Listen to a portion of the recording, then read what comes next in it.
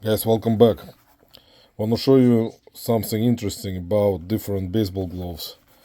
You probably already know this, but I decided I'll make a video about it because I've ran into it a lot. So I wanted to make this video in the past, but forgot. So anyway, this is Rolling's rare glove actually. That's a Rolling's R-Web. See, big R here. It's a SG 3 Premium Series baseball softball glove. So this glove doesn't have size printed on it. It may have been printed somewhere, but it probably wore off on the leather, because as you can see there is wear here. Usually they may put a print of the size on around this area somewhere, or this area, but it's not here because it has a model here. And sometimes those sizes, they get worn off because of the leather getting this wear on the leather, so the print can wear off and you will not see the size. So you've seen probably other content creators show you how to measure sizes of baseball softball gloves, so I'll show it to you again. If you buy a glove like this, which actually has a value, a lot of gloves would not have a value. Some will have a value, but will sell slowly. As in this case, this particular glove, it sells for a decent amount, and there are some listed, but it doesn't sell fast. Maybe if you price it low, it will sell faster. But anyway, let me show you how you measure those types of gloves where you cannot see the size, or size wore off, or there is no size, they're all printed. So what you do, you go to, see this glove has like, this is middle finger area, that's what it is.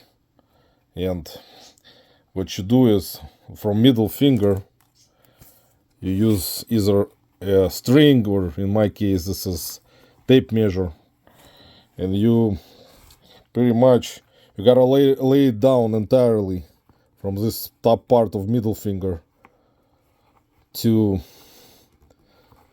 the bottom of the heel or heel base. So you go, I don't know if you see it. Sorry for the quality, guys. So you go up to here, like, see this area on the heel, on the base of the heel, where you put your hand in, which is a hand stall. So you measure it up to here, the base. So you go into, once again, middle finger, lay it down. You can use a string also if you don't have tape measure, and then put a string on a ruler, next to a ruler, and then you lay it down, put tape measure all the way, and go into, see, base. It's not perfect, guys, because I'm kind of doing it awkwardly, improperly, but you probably get an idea because you've seen those videos. And I do it a lot because I buy a lot of gloves, and a lot of times the size gets worn off. So here you see the base, heel of the base shows 12 inches. So that's how the size, that's what the size is of this glove. It's 12-inch glove. And some of you will go, of course, check comps and see that most of this model will have 12-inch size. I think there may be variations. I haven't seen a variation of different size for this model, but there was one I saw that was 12.5, but I think they measured it may possibly improperly and came up to be 12.5, but this one is 12 inches. So you go, like I said, from middle finger, you measure it with a string or tape measure, and you lay it down. Don't go this way, like straight. Don't do it this way. See, because it's gonna show you 10 inches. Let's see if I can show it properly. So you just put it here on the middle, top of the middle finger, and go straight. See, like this. It shows 10 inches, which is not right. So you need to lay it down and measure it properly. See, and then it's gonna show you 12 inches. So Just wanted you guys to see this type of video, educational. Lately I've been putting out a lot of different educational videos that people may watch in the future, but there are a lot of videos on how to do it. So this particular glove, surprisingly, like I said, a lot of gloves you find will have like somewhat of a value depending on the condition. See, the condition of this glove is not perfect. You have to disclose. Make sure, guys, always to disclose all the imperfections for the people who either collect those types of gloves, because that's considered to be vintage glove, or they may use it. So you need to check everything. You need to check hand stall for imperfections. Hand stall, usually it has, most of the time when you buy or just try the glove on, you will feel like different like particles from deteriorating leather or other fabrics that may be inside, not specifically leather, maybe synthetic sometimes, depending on the brand. It will flake off. So when you put your hand in, see, this one has two fingers. You can put, it says place 2 fingers here. So this area. So you put it on. It has adjustable strap here near the base of the hand stall. So pretty much this can be adjusted. It depends, like if you like it tight or not tight. I'm not gonna talk about anything bad, guys, I promise today. So you have to inspect. You see the webbing is intact. Those straps, I call them, the proper word for them, but I call them straps with my bad English. They have to be attached between each finger and webbing and the, what is it called? I always forget, guys. I'm sorry. Forget the names of everything constantly, which is normal. But as you can see, it's not in a bad condition. I mean, this particular one, because I checked the other ones, they even are worse condition, some of them, which you will see in the photos. So you have to take as many photos as possible and disclose any imperfections right away, because people, like I said, if stuff will flake off from here, from hand stall, and you don't disclose it, you're gonna have a negative feedback and return right away, because people, it's like I said, it's something that has to be pointed out. You can even make a video and show it in the video that it flakes off, and the value of course will drop dramatically, but at least guys, you're gonna save yourself trouble, you know, and not gonna have any type of bad buyer experience.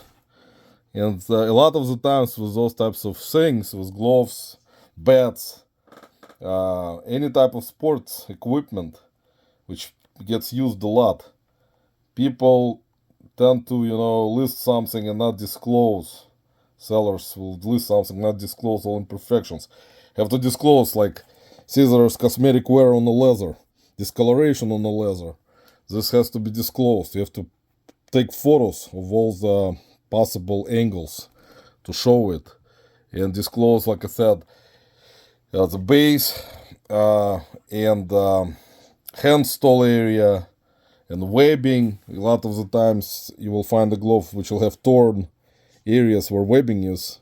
There will be like damage, so you have to inspect it even before you buy it right away, because I usually take time when I find it, even though I find them at the bins where it's cheaper, much cheaper than everywhere else by weight. So this glove is like pound 2 ounces, for example, by weight. So I'll pay like around $2.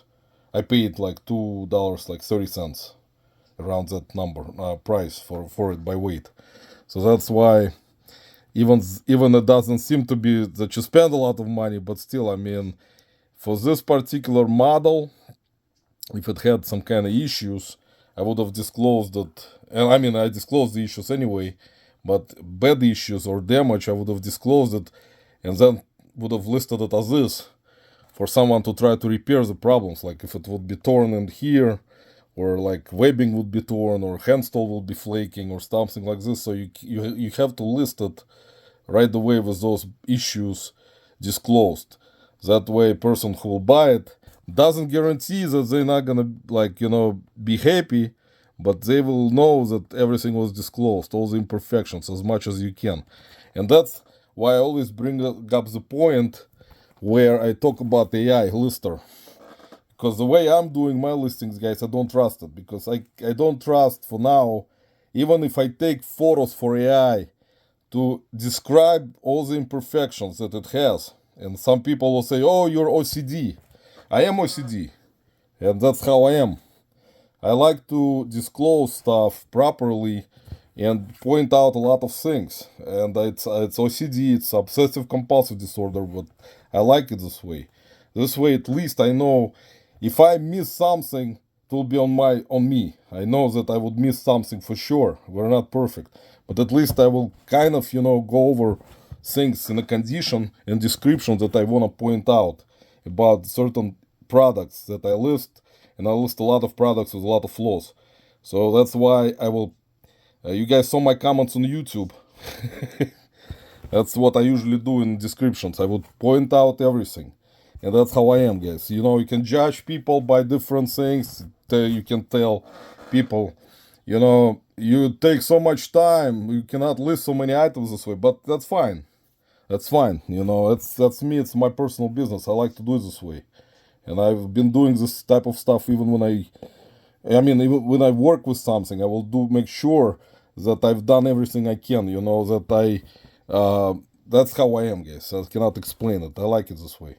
So I feel better this way. Let me put it this way. So anyway, just make sure to do it. And there are a bunch of products, of course, that you will find everywhere all the time, used, even new. Even new, I don't trust new box. I will open it and check. That's how I am. And that's the thing. And like I said, with gloves, this particular glove is, if it's in a perfect condition, there are some listed for over $100. So if it's not perfect, has issues, we may even still sell it for around 50. So that's not bad for a baseball glove, especially paying over a little bit over $2 for it. So anyway, guys, wanted to make this video for you of this glove, how to measure it if you cannot see the size, disclose all the imperfections about it. And then that's it. Hopefully it was helpful, guys. I really appreciate you watching. Have a great day. See you on the next video.